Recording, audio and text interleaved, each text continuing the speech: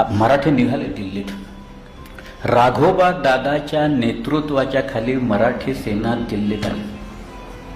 मराठे येत आहेत हे पाहिल्यावर अब्दालीनं माघार घेतली. जी लूट होती ती लूट घेऊन अब्दाली निघाला. या अब्दालीच्या लुटीवर आलासिंग जाट होता. या आलासिंगाने मध्येच गाठून अब्दालीच्याकडनं बरीचशी लूट काढून घेतली. तिने त्यानंच लुटलं या लोकांना. बरं, अब्दाली हा नद्या ओलांडून पुढे गेला, पण लाहोरला त्यांनी आपल्या मुलाला ठेवलं. तैमूर खान आणि जहानशाह दोघं जण तिथं होते. आणि मराठी सेना ही आता दिल्लीच्या नंतर ही या अब्दालीचा पाठलाग करत निघाली. मी गोष्ट सांगतोय ती 1758ची. 1758च्या एप्रिल महिन्यात आपल्या लोकांनी लाहोर ताब्यात घेतली.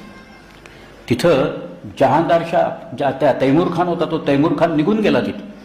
आणि तैमूर खानाने जाताना त्याचे जे गुलाम होते त्या गुलामांची मुक्तता केली की मी आता निघालोय, मी तुम्हाला माझ्या गुलामगिरीतनं मुक्त करतो. त्यात एक गुलाम होता आणि त्याचं नाव होतं तहमास खान.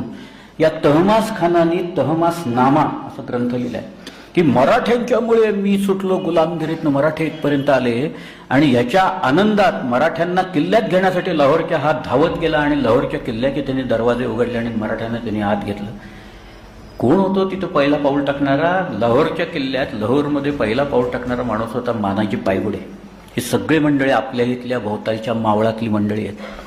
कुठल्या कुठे लाहोर, लाहोरच्या पुढं आहे अटकच्या पुढे आहे पेशावर, या सगळ्या पुढं खैबरखिंड. मराठे मंडळी एक एक नदी ओलांडत पाठलाग करत ते सतलज त्यांनी ओलांडली, त्याच्यानंतर रावी ओलांडली. पण चिनाब तोपर्यंत वरती बर्फ वितळायला सुरुवात झाली होती. चिनाबचं पाणी वाढलेलं होतं. चिनाबचं पाणी इतकं गार होतं आणि चिनाब नदीचं पाणी इतकं खोल होतं की मराठ्यांना चिनाब त्यावेळेला ओलांडता आली नाही, वेळ लागला. त्यामुळं अब्दालीचा पाठलाग किंवा त्या तैमूर खानचा पाठलाग हा तिथं थांबला. पण लाहोरला तिथं बसलेला आहे राघोबा दादा.